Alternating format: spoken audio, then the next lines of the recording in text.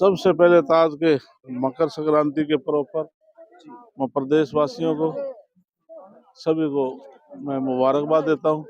स्वर्गीय संदीप लाठर के याद में एक मोबाइल वैन जो हमारे गौशाला में जो फट्टड़ पशु हैं, बीमार पशु हैं, उनके उपचार के लिए दी गई है।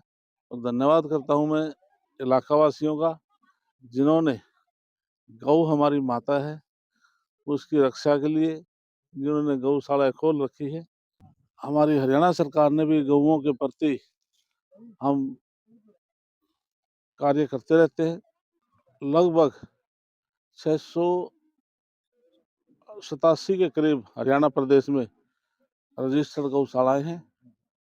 हम समय समय पर जैसे 10 रुपये जो बच्चा है उसके लिए चारे के लिए, 20 रुपये गौ माता के लिए और 25 रुपये नंदी के लिए प्रति रोज के हिसाब से हम गौशालाओं को देते हैं, जिससे कि गौशालाओं का समय पर चारा इकट्ठा हो सके।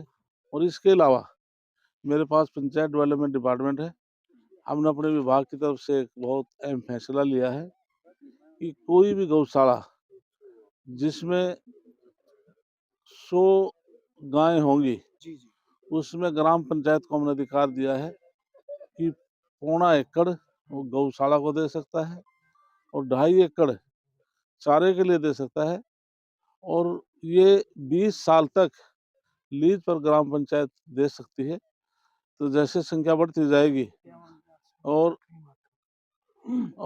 जैसे संख्या बढ़ती जाएगी, 100 से 200 है, उसी हिसाब से लैंड का भी आकार बढ़ता जाएगा और ये लीज 20 साल तक रहेगी और प्रति वर्ष 5100 रुपये प्रति एकड़ के हिसाब से लीज के सरकार को देने पड़ेंगे। हमने ऐसा कदम उठाया है। तो मैं भी अपने डीक्यू से इस गौशाला के लिए मैं 11 लाख की घोषणा करता हूँ। क्या कहेंगे, लगातार जो है संदीप लाठर को याद करने के उनके दोस्तों द्वारा जो है एम्बुलेंस यहाँ पर दी गई है, तो सरकार द्वारा उनको मान सम्मान के लिए क्या किया जा रहा है? स्वर्गीय संदीप, उसके लिए सारे मामले में मैं नायब सैनिक जी का और माननीय मनोहर लाल का, हरियाणा सरकार का मैं धन्यवाद करता हूँ। इस मामले में समय शुरू से ही इस मामले में मैं टच में हूँ।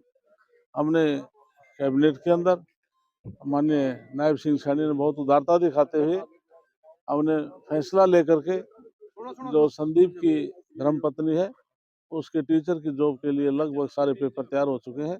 बहुत जल्दी उनकी ज्वाइनिंग हो जाएगी। सरकार द्वारा मनरेगा का नाम बदला जा रहा है, तो कांग्रेस जगह जगह प्रदर्शन कर रही है, क्या कहेंगे? इसलिए कांग्रेस पार्टी के पास कोई मुद्दा नहीं है। पहले इन्होंने वोट चोरी का मामला उठाया कि मैं कांग्रेस के लोगों से कहना चाहता हूं और पूछना भी चाहता हूं कि जब 2019 में जब चुनाव हुआ पार्लियामेंट का, तो इनकी 52 सीट आई थी। 2024 में पार्लियामेंट का चुनाव तब 99 सीट आई। यदि बीजेपी ने वोट चोरी की है तो सीट घटनी चाहिए थी, 52 से 99 नहीं आनी चाहिए थी। पार्लियामेंट के चुनाव से पहले राजीव गांधी संविधान की कॉपी लेकर के पूरे देश में घूमे। यदि बीजेपी की 400 सीट आ जाएंगे तो संविधान समाप्त हो जाएगा। जब मैं राज्यसभा में था, ये आंकड़े हैं जो मैं आपके सामने बोल रहा हूँ कि 27 जून 1961 की पंडित जवाहरलाल नेहरू ने एक चिट्ठी लिखी सभी मुख्यमंत्रियों को कि 1947 में देश आजाद हुआ, बाबा साहब ने आरक्षण का प्रावधान कराया, लेकिन लोग अब समर्थ हो चुके हैं, क्यों ना मुख्यमंत्री अपने इसको आरक्षण को समाप्त करे। ये चिट्ठी प्रधानमंत्री ने राज्यसभा में पढ़ी थी, लेकिन कांग्रेस के लोगों ने उसको एडिट करके चला दिया कि नरेंद्र मोदी जी आरक्षण में खत्म करना चाहते हैं, इसलिए उनके पास कोई मुद्दा नहीं है। इसलिए राम के नाम से उनको हेट है। जब हम सोते उठते हैं, जब भी हम राम का नाम लेते हैं। किसान जब खेत में हल जोतता है, किसान अन्नदाता है, जब भी राम का नाम लेते हैं, आपके अंग में थोड़ा भी कोई कांटा भी लग जाए तब भी आप राम का नाम लेंगे। इसलिए भारतीय जनता पार्टी राम का नाम जो उन्होंने जोड़ा है तो गलत काम नहीं किया। इसलिए देश इस बात की सब प्रशंसा कर रहे हैं केवल केवल ये कांग्रेस के लोग इसका विरोध करें। ये भी कहा जा रहा है कि क्राइम का ग्राफ लगातार जो है बढ़ता जा रहा है बीजेपी राज में। इसलिए विधानसभा में जो तथ्य दिए जाते हैं, अब की बार तो हाउस में मैं था नहीं, 3 दिन मेरा ऑपरेशन था, उपचार में था मैं। इससे पहले जब सेशन था तो गृह मंत्रालय माननीय मुख्यमंत्री के पास है, एक विपक्ष के किसी साथी ने सवाल लगाया था कि जो क्राइम रेट बीजेपी सरकार में बढ़ा है। मैंने हुड्डा की सरकार से लेकर अपनी सरकार तक सारा वर्ष वाइज बताया है।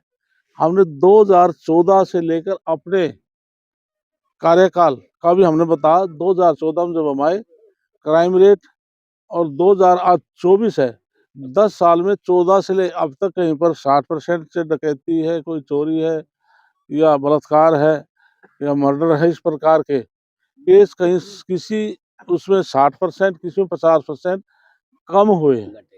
हमने अपने कार्यकाल का बता दिया, खुद मैंने रिप्लाई दिया था माननीय मुख्यमंत्री की तरफ से, इसलिए बीजेपी सरकार में आज कानून व्यवस्था अच्छी है। धन्यवाद।